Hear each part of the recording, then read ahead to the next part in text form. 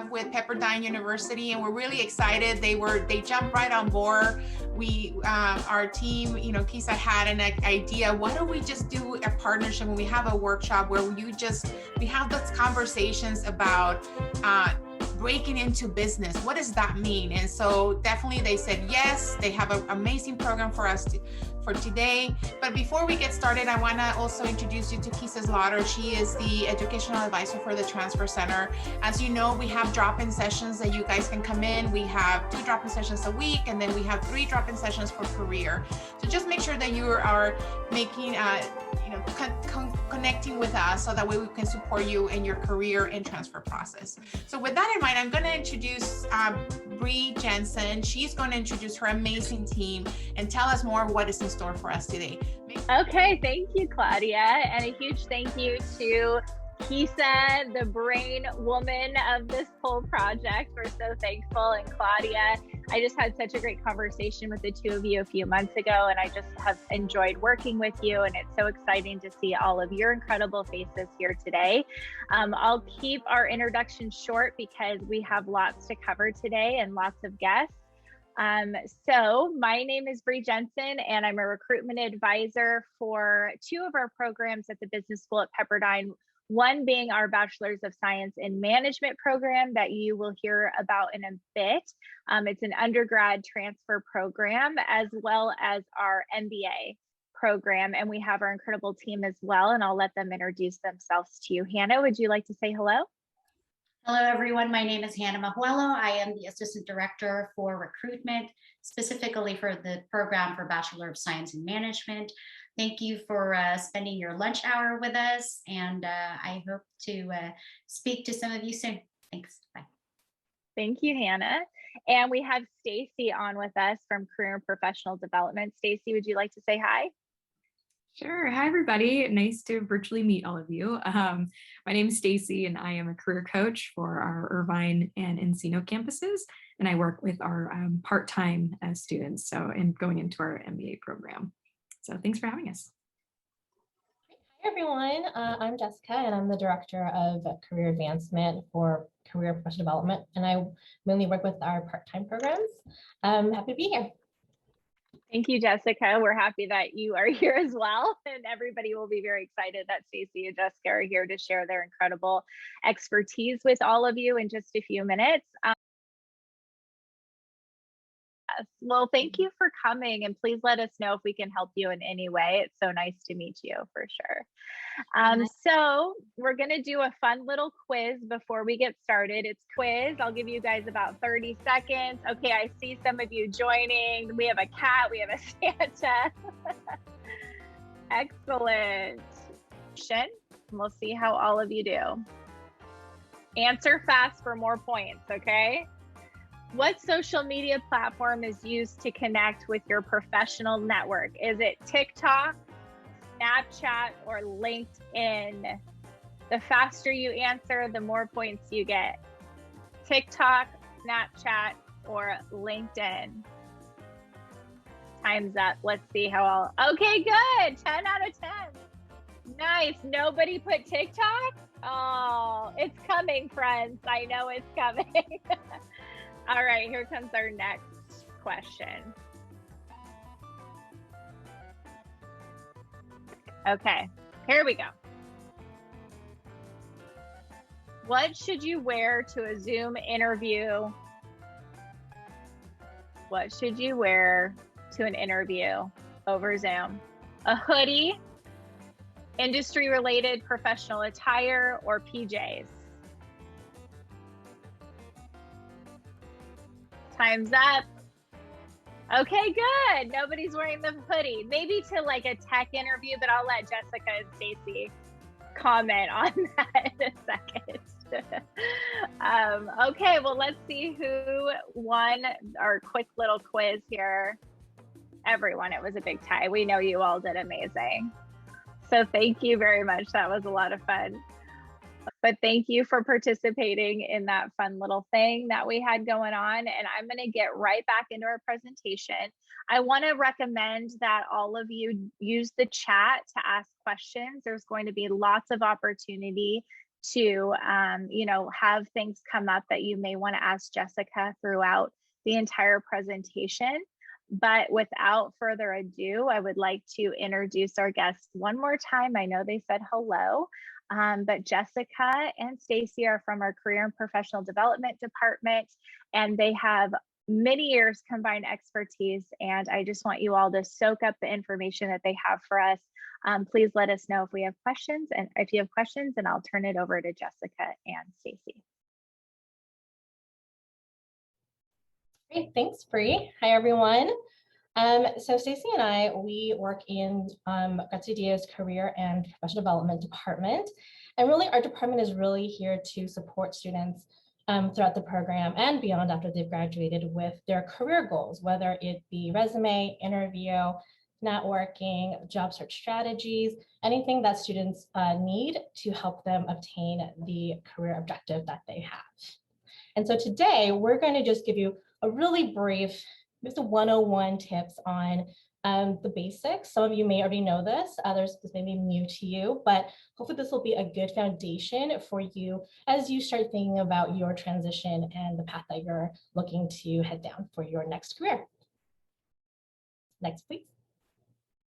So before we can talk about resume, networking, all of that, really the first question you should be really asking yourself is, what is your personal brand? Because before you even start talking to people, you want to know how you want to start marketing yourself. And so for those of you who maybe don't know what a personal brand is or don't know what your personal brand is, here's a really easy kind of formula that you could use. So the first thing is, what is your personal brand? So your personal brand is your uniqueness. So the reputation that you want to be known for, and it's the unique combination of skills and experiences that make you you and differentiate you from others in the field that you're targeting. And so it's who you believe yourself to be, but also how others think of you. So a good test is really, asking maybe your colleagues or your classmates is, what words jump into their mind when your name comes up? And really that's your brand at the moment. And you can, modify it and change it as you like. But the formula that I like to go with is the basic I help /do/ formula as your go-to option. But you want to be specific in terms of your target customer and the results that you bring. So the example I gave is, I help manufacturing organizations improve their processes to reduce waste and grow profits.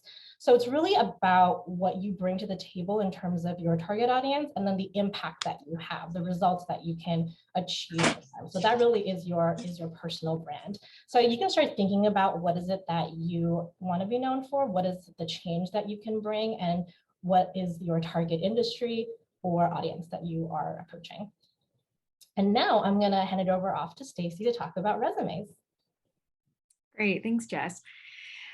So really, once you have your personal brand, like Jessica was talking about, it's really important to then kind of transfer that onto paper, which that being your resume.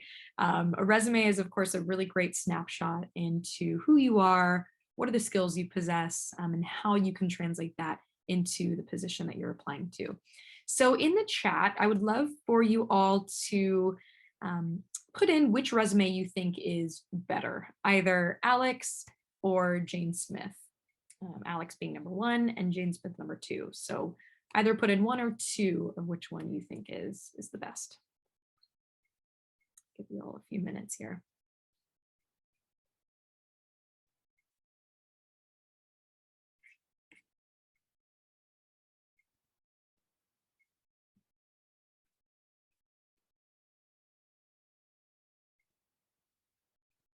It looks like we have a pretty even split, it looks like, but most people so far are saying resume number 2, Jane Smith, which is actually the correct answer, and we'll go through why that is. So starting with the qualifications at the top of the resume, qualification summary should really be exactly what they entail. So a overview or qualification summary. So really, what is your experience in kind of short 3 bullet sentences, and why is it applicable to the position you're applying to? Alex, they seem to have a objective, which is more so a reason as to why they're applying to a specific position or going into a different field. Objectives are really great if you are looking to transition maybe into a different industry or field, you can kind of explain to the resume reader, I have a lot of experience in X and I'm looking to take my skills in X, Y, and Z and transition it into this career field, which, they might not have a lot of experience in, but they're looking to bring, some relative experience to that role. So again, kind of explaining why they're applying. The qualifications is, again, just an overview of your experience. Going down to the bullets here. So we typically like to see bullet points rather than check marks. It's a bit more professional. Alex, it looks like they have, bullets and check marks, so not super consistent. We just like to see bullets as, the best sort of example in terms of, your resume. And again, it's widely seen in the business world as well. We like to see those bullets. The bullets also should not just explain, what you currently do, but rather the impact that you've made in your current role or in your previous experience. It looks like Jane has more bullets that are built out more. They not just explain what they did, but more of the impact that they've made.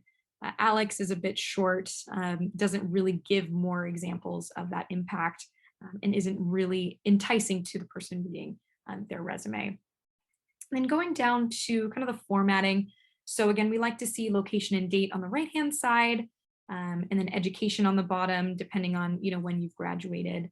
We typically see that at the bottom, and then additional experience as well. So that includes languages, interests. Again, this is a good snapshot of who you are. And I think sharing a little bit about your languages or any interests is definitely important to the resume reader as well. And then overall, Jane's is a bit more clean, clear, concise. It's easy to read. Alex is, it's a little too spaced out. It's, not really formatted correctly and doesn't really paint a clear picture of, who Alex is and, their experience. So again, if you're looking for kind of the best resume guide, definitely Jane Smith would be the one to go with. We'll go to the next slide. So kind of going off more of resume bullets. Resume bullets are definitely important to have on your resume because it, of course, explains kind of the ins and outs of your current role and what you're looking to bring to the next your next position. So I'm just going to give a couple examples of some before and after bullets. So this bullet here led a highly successful and profitable marketing campaign. And you can click on the next button here. Some pros and cons to this. The pros is, of course, that it explains what you do or what you've done. But the cons, it's that it's very short. It needs more information and explains more of the impact that you've made.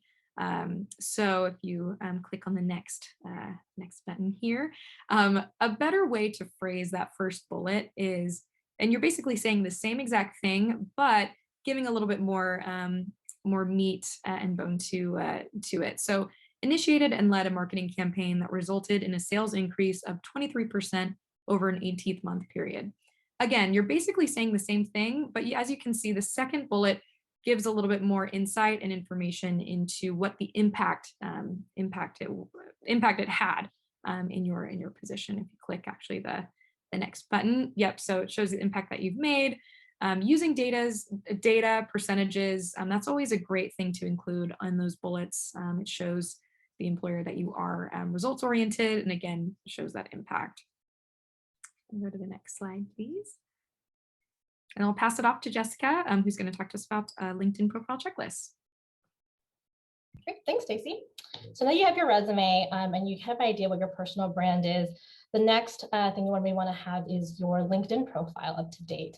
Everyone now is on LinkedIn. It's what people use to network, especially in the current climate that we're in. You can't really network in person just yet. So really LinkedIn has been the go-to in terms of networking and connecting with those who are working at companies that you're targeting. So I just wanted to quickly go through a profile checklist just to see if your profile is at STAR standards. So do you have a photo and do you have a headline? These two items create a 13 times higher chance of you showing up in a recruiter algorithm search. And so your photo really wants to be a close-up of your face, smiling, very nice, very clear. You don't want it to be dark. You want to be able to see you. And then your headline. So your headline could really vary from, you could just have your job title if that's what you wanted, but it's really an opportunity for you to put in some of the the branding that you've created, right? And this is where you can put in your keywords that pertain to your brand. So the example, brand strategy, customer insight, growth hacking, these are all sort of buzzwords in the industry that this person is in. And so who he has branded himself as brand strategist and customer insights. And you really need to take those keywords throughout your headline, your summary, and your experiences / skills. So your summary, you could go off of your resume, but you can actually expand on it in your LinkedIn profile. You could use, pronouns like I. You can start using me, I really liked, and give yourself more of a story, which you couldn't really do in your resumes because of space purposes. So you could really talk about who you are, your brand, what you've done, and what you want to go into. And then also with your experiences and skills is where you want to then also put in your keywords as well, plus the impact that you had at your previous company's or current company. And your connections, are you connecting with your targeted connections? I think we have a tendency to just connect with everyone, which is great. You know, you can have a large network, but is it people that you want to network, and can they help you? So really thinking about, are you targeting the right people? And those could be the people who work in companies that you want to apply to. They could be people who have the job that you are interested in learning more about. They could be alumni, and at your undergrad, your current school, whatever it may be. So really, can the algorithm find you? So do you have the right keywords in your headline, summary, and experience? And are you connected with not only recruiters in your desired industry, but also their connections? And like I mentioned, those who are working in the industry or job that you're looking to head into. And recruiters have an algorithm that they use to search. So will they pick you? And having a positive, culturally appropriate headshot. And what that means is, if you're not going into Wall Street, you probably don't need the whole suit and tie picture. You could have just a nice button down.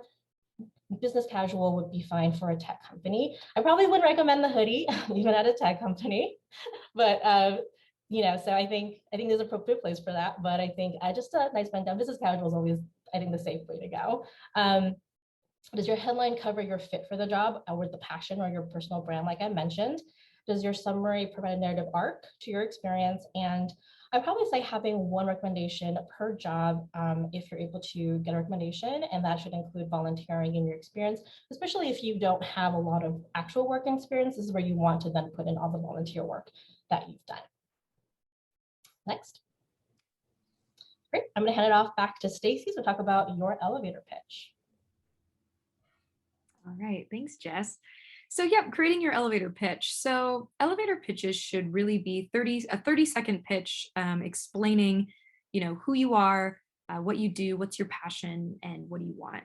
So this is kind of just a brief little overview of how to kind of create your elevator pitch. So first, you'll want to introduce yourself and then give a summary of what you do, your experience, and your passion. So for example, you could say something like, I'm currently a marketing manager at Google, handling end-to-end marketing campaigns with our AI devices in order to drive customer acquisition. It's short, clear, concise, but it really gives a good overview of what you do.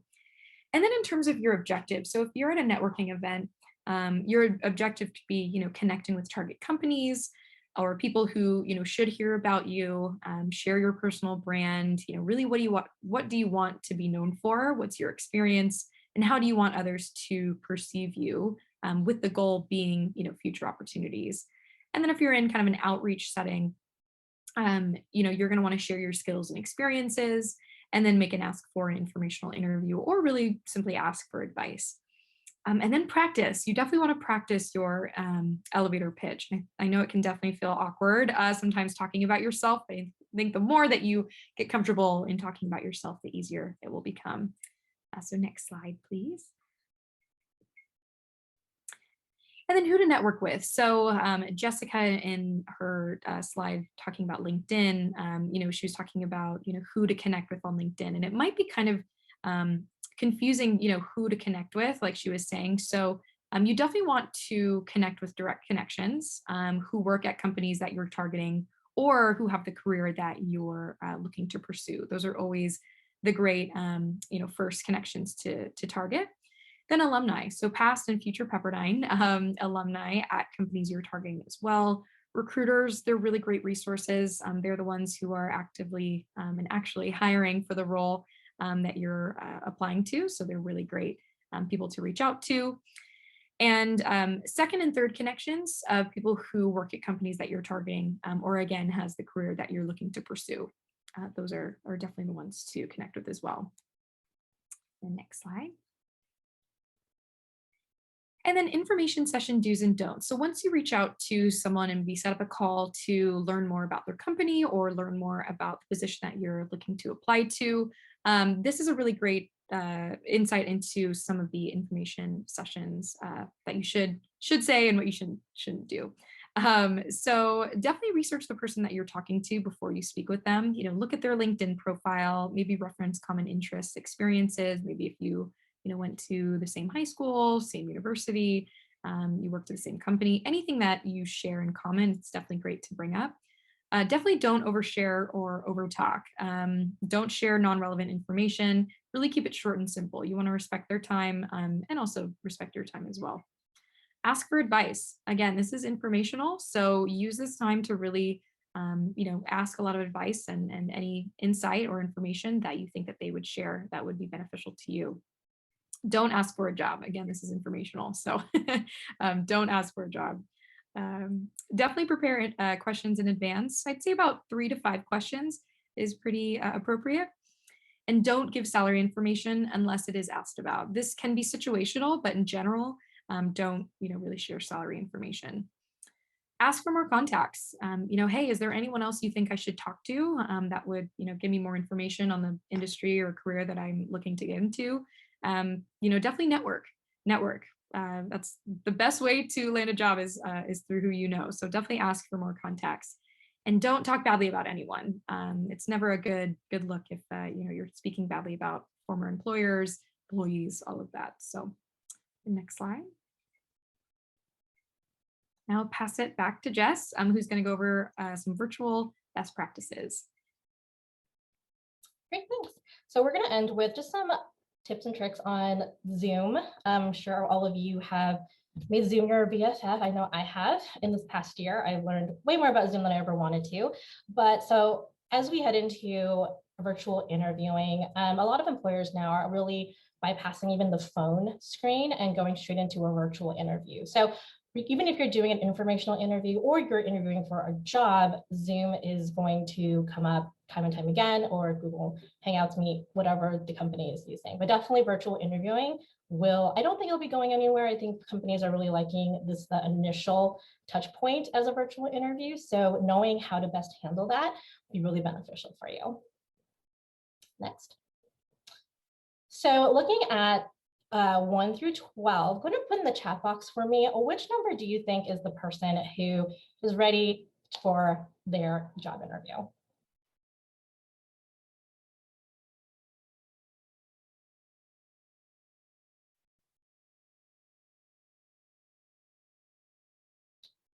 So we got 3, 8, 3, 8, 3, and 5.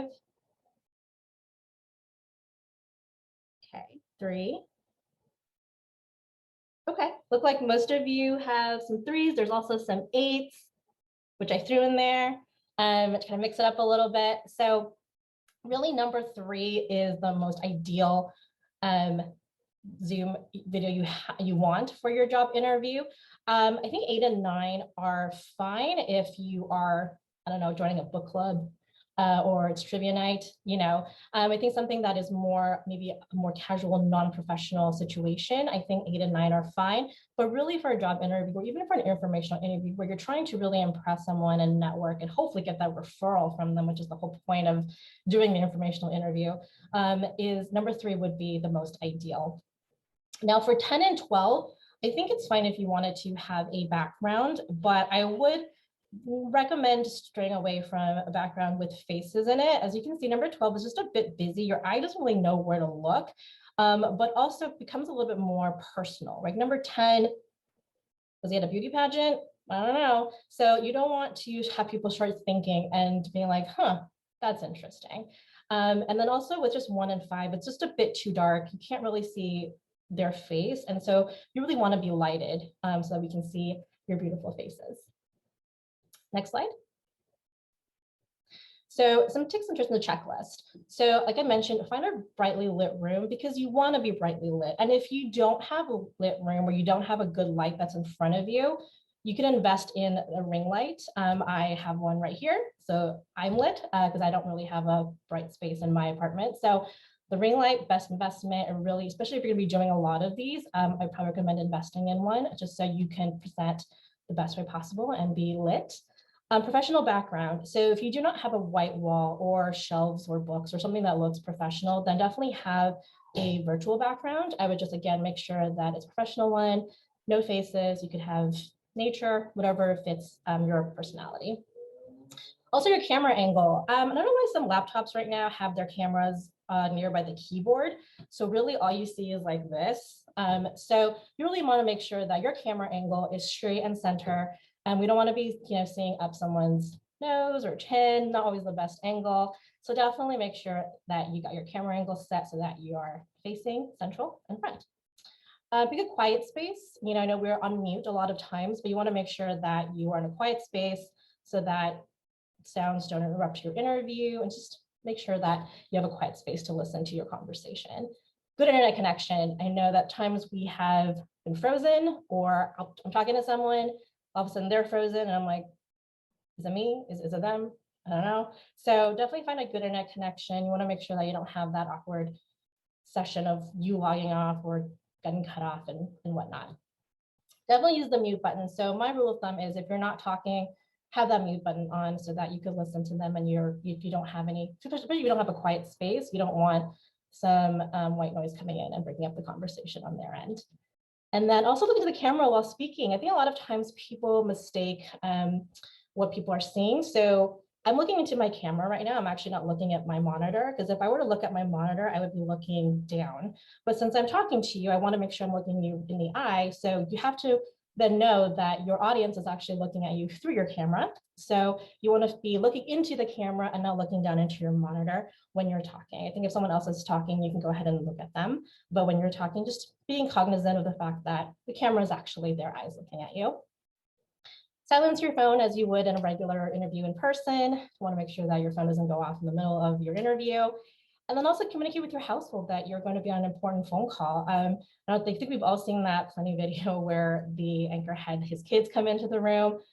Great video, really funny, but it's something that I think we'd want to avoid. So definitely let your household know that you're going to be in a really important conversation and that you just need some privacy for about 30 minutes. So just some checklists for you to think about as you start going into doing your job interviews or just your informational interviews. Such great information, Jessica and Stacy. And of course, we're probably all thinking of the videos we've seen on YouTube, like the man that was the cat and he was trying to hold court as a cat. We've had all these kind of faux pas. So it's so funny, but these are great tips and lots of questions coming into the chat. So I'll just bring them to your attention. I think one big discussion that people are going back and forth about is social media. So if your employer or even maybe getting into Pepperdine or UCLA or a different school, do they pull your social media? And can that make an impact on getting a job? And then a follow-up to that is some people are mentioning if their social media is private, if that works as far as, not preventing any kind of future plans. I'm gonna let Stacy answer this because she was a recruiter. And so I'd love to have her share what she looked for when she was recruiting. Yeah, so this is pretty interesting. So just rule of thumb, always make sure your social media channels are private, with the exception of LinkedIn. Most employers, to be honest, don't necessarily have a lot of time to go through and check, social media like Instagram or Facebook. So I'd say for the most part, the only social media channel they do look at in a professional sense is through LinkedIn. But I actually did work for a company that did check social media. We would check Facebook, we've checked Instagram, we'd Google them. If you haven't Googled yourself, definitely Google yourself and see what pops up. Because there might be some pictures on there that you're like, wait, I don't remember taking this picture. Or, I had a picture come up from one of my employers a long time ago, because they, we did a blog and, I was passing out donuts. It was like a long time ago, but it's on Google, it's on the internet. So definitely Google yourself just to see what's out there. But with the company that I was saying, we checked social media, we quickly stopped doing that because social media, it's not a good representation of how professional you are in a professional setting. For example, we had a person get hired for a sales position, and we had checked her social media after she got hired, and there were some pretty inappropriate things on her social media that I'm sure she would not want her employer to see. But she ended up being the top sales performer, and she got promoted numerous times. So it was a really good example of how your social media really just doesn't impact, your professional life at work. And obviously you need to be professional in a professional environment, but social media is separate from that. And so, I think, again, rule of thumb, definitely, clean up your social media just to make sure, there's nothing too crazy on there. Keep it on private. But yeah, it's not an indication of, again, your performance. Like Tyler, you were saying, it definitely is not an indicator of your performance in your actual work. So, but yeah, and Google yourself. Can I make a comment too? Yes. Claudia. So in my experience, I've seen over the years people at the college who have gotten in trouble because of their social media and actually terminated. So there's something maybe work depending on the job environment that you work in. If you were working for like an entity like a community college or maybe government, there might be some instances where because you were a public employee, you might be, because I always tell my students, you have to be mindful. When I was growing up, when I was young, the closest of social media was a pager. So there were no pictures. But when you're growing up, you don't think at the time when you're younger, the ramifications, and maybe you don't take pictures, but other people take pictures and they tag you. And so if you ever want to have a political career in the future, you want to run for office, all that information is out there. So I just want you to also be mindful that maybe for some companies, they don't do that. But I know at least at the college has happened where people have had consequences because of who they follow, what they place in their personal social media. So just depending maybe what industry you're going to go into. So that would be just one example just to keep in mind. And I'm really glad you brought that up, Claudia, because that's so true. It all depends on the company and industry that you're going through. Because there are companies that do want to check your social media. They do want to see, what you're posting on there, and even Twitter. Discussions that you get involved in on Twitter. Be careful of those because those are all public as well. If you do have a Twitter account, things that you comment on. So yeah, definitely to Claudia's point, just be mindful overall with your presence on social media. I'd like to also jump in on that as far as Pepperdine is concerned. I've seen LinkedIn pages of applicants who apply to the business school who indicate that they have graduated or have a degree from different institutions, and when we find out that they actually don't, that actually is a way for you to not get accepted into Pepperdine, because that is basically falsification. So I would deter you from putting in, let's just say, if you are still completing an associate's, do not place that you have already completed one. If you're trying to complete an associate's, indicate when you're going to finish, or if you're citing that you have graduated from a certain college and you didn't, and you're saying, oh, it was just, I just missing like 12 units or 10 units before graduation, please don't do so, because when that is found out, that will, deter you from getting accepted into the institution that you are applying for. Great conversation, great discussion, and great information from all of you. I'll just add too that even if an account is private, it can easily be hacked, or it can easily become public if somebody tags. So just be mindful of that as well. So a few more questions about the pitch. I'm not sure who would like to take this. There was a question in the middle of the presentation about wondering about what the pitch is related to, if it's related to resume or LinkedIn, what you're referring to with a pitch. And then wondering with a follow-up question, what tips do you have for the pitch elevator for students who are starting with their college experience but don't have a lot of work experience? Could they talk about their major or industry, things that they're interested in? And I think also I saw previously in the chat, possibly mentioning clubs that they're involved in and things like that. Yeah, so the elevator pitch is really for you to use when you're interacting or trying to network with someone. So with the resume and LinkedIn, because it's written down, it's basically like your elevator pitch written down, but you're able to kind of give it more of a maybe like a more structured format because it is in a written format. But your elevator pitch is really kind of like, think of it this way. If you're in an elevator and I don't know, Mark Cuban comes in.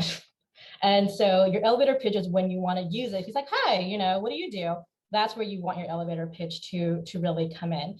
And so you want to be able to explain who you are, what you do, what you're passionate about, the impact or highlights of your work experience, really within that 30-second period. And for those of you who don't have a lot of work experience or just starting, you know, school, your, you know, your undergrad or your first time after high school, then I would really start talking about what are things that you're passionate about, especially if you've been volunteering. So volunteer work, your club's activities are great to talk about what you've been involved in. I would maybe then start, if your personal brand cannot be based on your work experience, I would then base it on what is it that you're passionate about and what is it that you want to do. Because if you're finding that you are getting, let's say you're on your LinkedIn and you're getting recruiters coming to you for jobs that you don't want, it means you're marketing yourself towards that, right? Because they wouldn't approach you if they didn't think that you could do the job that they were coming to you with. So it's really for you to think about, okay, so I'm not getting what I'm looking for. So you're looking at your brand and how you are putting yourself out there. So think of it that way. So your personal brand can be based on your past, present work experience, or it can be based on what you want to do next and talking about what you're looking for, why you be good at it, and maybe some of the things that you're doing now in terms of clubs or volunteering that really speak to that. That's great, Jessica. Thank you for that. Laura wants to know if you would recommend her getting a job or anyone getting a job while they're in their last semester of school, or do you recommend them having their degree posted and then looking for a job? I think that's kind of a personal question in terms of, can you work during the last? I know school could be really, you know, time consuming. So if you can, then I would say that's completely up to you. Now, I think the question you're asking is whether or not you need to be finished with school and able to be qualified for the positions that you may be looking at. I think.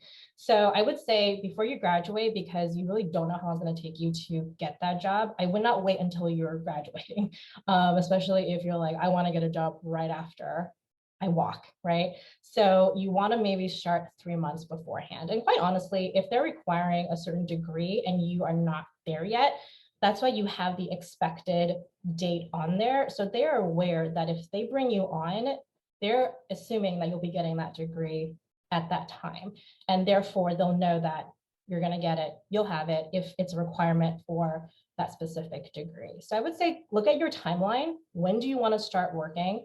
And give yourself, I would say 3 to 6 months to really look, because it really depends on how good you're at, like, you know, your strategies and how invested are you in the job search. It could be a full-time job in itself.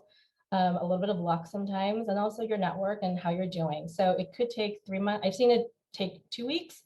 I've also seen it take a year, depending on how really invested you are in that process. So I would say give yourself some time from your deadline of when you want to start working. And then also just putting that expected date on your resume for your degree if the job is requiring a certain degree that you will hopefully be getting in the near future. That's great. Thank you, Jessica. You know, working with, and continue posting your questions as well, but I was thinking when I work with quite a few community college students, they're wondering a lot about internships and how valuable they are and how to get started with an internship. And maybe Claudia and Kisa have some you know, thoughts on this as well, but can you speak to kind of that first step and how valuable internships are and how to kind of get your foot in the door? I was actually kind of typing something up in the chat as well. I think a lot of the times in my experience, I've seen students who have volunteer or do internships that will lead because they see how you are, you know, if it's an internship or a non-paid volunteer experience, they can still see, do you show up on time? How do you, you have good customer service? Are you inquiring? You get an opportunity to really network. And so I have had some of my students who actually had job offers at the end or maybe leads, but if anything else, you will have a letter of recommendation about your performance. So a lot of the times that's what you need, right? Because you don't have that much experience. When I first started as a college student, my first job was working in a donut shop. So that is not where I wanted to end up. I wanted to become a counselor. And so one thing that I probably would suggest, a lot of the times, my next job was working here at the college. I worked at the bookstore, I worked at the copy center. So if you are able to find through, if you're eligible financial aid, you can get a job on campus. I know right now because of COVID, maybe those leads are not as we don't have maybe that many job opportunities, but we're going back to campus in the fall semester. So that's when we're going to start again hiring students.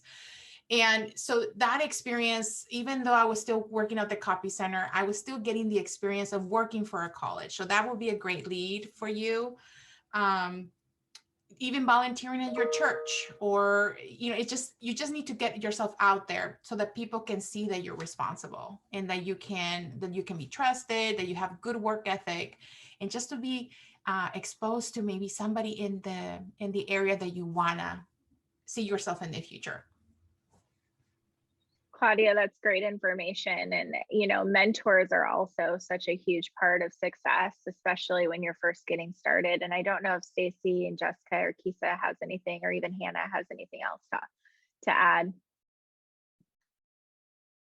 I think I'll say is that any experience is valuable, right? So I think a lot of times people tend to downplay what they've done. So even if you are volunteering, let's say at, I don't know, let's say you're just working at Starbucks, just for an example, instead of thinking of it as just that, I would start thinking about the skills that you're developing with that. So it's customer service, it's sales, it's ability to handle high impact, high stress situations, its ability to multitask, it's your ability to work with diverse individuals, conflict mediation, communication. So those are all things that you can start highlighting within your experience, that even though it's not the context of your experience, but what are the skill sets that you're developing because of that work environment? And I think to think of a higher level, more on the business level of just, I answered phones, or I ran the cashier. I think it's really about thinking of, you can spin it as, ability to multitask, answering 100 phone calls per day and ensuring that phone calls were diverted to the correct department daily. Like that's more of a business kind of lens to it, but start thinking of it that way of it's more than just the context of it. It's really the underlying skills that you bring to the table because you could manage that situation. Thank you, Jessica, and thank you all for that great information. We are going to be wrapping up. I would love to just share a few details about an opportunity at Pepperdine that we have just briefly, but Jessica and Stacy will be around to continue to answer questions in the chat if that's okay with them. And we will move on to just a few details about a program opportunity. We have a Bachelor's of Science in Management. If you all are interested in either business, leadership, or management of any kind, this is a transfer program specific for the non-traditional student that's looking to go to school online. This is our only undergrad in all of Pepperdine that's offered 100% online. So you can stay in your area. I know, Riverside is a little bit out from Pepperdine University. You can be a part of Pepperdine and still live in your area. And you have full access to the campus and all of that as well. You can also do it at our West LA campus, which is our graduate campus, in the evening, 6 to 10 p.m. And we have small class sizes. We have a 12-to-1 ratio. So you really get to know your professors, you get to know your classmates. We kind of call it a boutique experience. And I know both Kisa and Claudia have experience with private schools. And so you kind of get that small class sizes, and I'm sure they can share their experience with you as well and what that's like. But our professors are all in your business. Believe me, Hannah can attest to this, Stacy and Jessica. They love being mentors and helping you out with that next opportunity for sure. You have access to our career coaches from day one, Stacy and Jessica, which is a huge bonus. It will be a 2-year program once you transfer in with us. We're looking for 60 transfer units, specific units. You don't have to have an AA. If you're following the AGETSI or the CSU, then you are on track. And I will put my calendar link if you would like to have a follow-up conversation about any of these career questions that you may have, as well as this program. We can do a planning summary and talk it through in detail with you. And we are on trimesters, 15 weeks. Mainly what I'd love to let you all know is that you have the opportunity to not only get your undergrad, your Bachelor's of Science in Management, but you also can do an MBA in 1 year, and it normally takes 2. And when you qualify, you can also get that 1 year at 50% off. And if you get a 3.9 or higher, you can get a full scholarship into the MBA. A lot of times people feel like private schools are out of reach because of the cost, but we actually have we have a 60% scholarship opportunity. So you could potentially get it all the way down to where it's equivalent to one of the state schools. So what this looks like is a $7,500 scholarship per term for 6 terms. And this is based on your years of work experience, as well as the GPA that you transfer in with. Everybody above a 2.5 will be eligible for scholarships, and then it will kind of go up from there. And we do require 2 years of work experience, but this can be anything and everything, including if you get paid for your YouTube channel. So we can talk about that too. But if you work at the mall, if you work at a dental office, any kind of work experience that you may have, a family business, etc. So we can chat about that as well. And then we have other scholarship opportunities on top of that. And we love our veterans. We completely meet the yellow ribbon as well. So if you're a veteran, we'd love to discuss what that may look like for you. This is my appointment link, but I also put it in there in the chat. So feel free to copy that or take a screenshot of this and we can connect later. I just wanted to briefly throw out that opportunity for all of you to see if this may be something that would work for you, so you can continue working full-time or get that full-time job that you're looking for, look for a transfer opportunity while you go to school, and also access the Pepperdine network. That is pretty amazing to be a part of. We have Instagram if you'd like to stay connected with us, and we have some great content on there as well from careers and all of our other partners. But as far as the program goes, that's it from me. I would love to give Jessica and Stacy one more opportunity. I'm not sure if more questions came in, but Jessica and Stacy, do you have anything you would like to add? Anything that came to mind in the last few seconds? No, I think that's it on my end. Feel free to connect with me on LinkedIn. If any of you, have any other, questions on career, I'm happy to answer those. So, but no, thanks so much for having me. Thank you, Stacy. Yeah, same. Please feel free to connect. I'm always happy to help. And thank you for all your wonderful questions. And thanks for having us and letting us, take up a few minutes, well, maybe not a few minutes, but a whole hour of your day today. So thanks. Thank you, Jessica. Hannah, would you like to say anything? I just want to say thank you for participating today. I hope you learned a lot regarding, your resume building, network building, elevator pitch, and how to present yourself professionally. If you have any questions, feel free to reach out to Bree. I will also put in a chat box my email address just in case anyone has any questions regarding the BS in Management program and a pathway to our MBA. Thank you, Hannah. A huge thank you, Claudia and Kisa. We just are really grateful that you put in the work to host us and collaborate with us on this project. And we're just grateful for our collaboration and our partnership. So thank you very much. And I will hand it back over to you to close us out. So I just want to say thank you for coming. Thank you, Tigers, for asking great questions.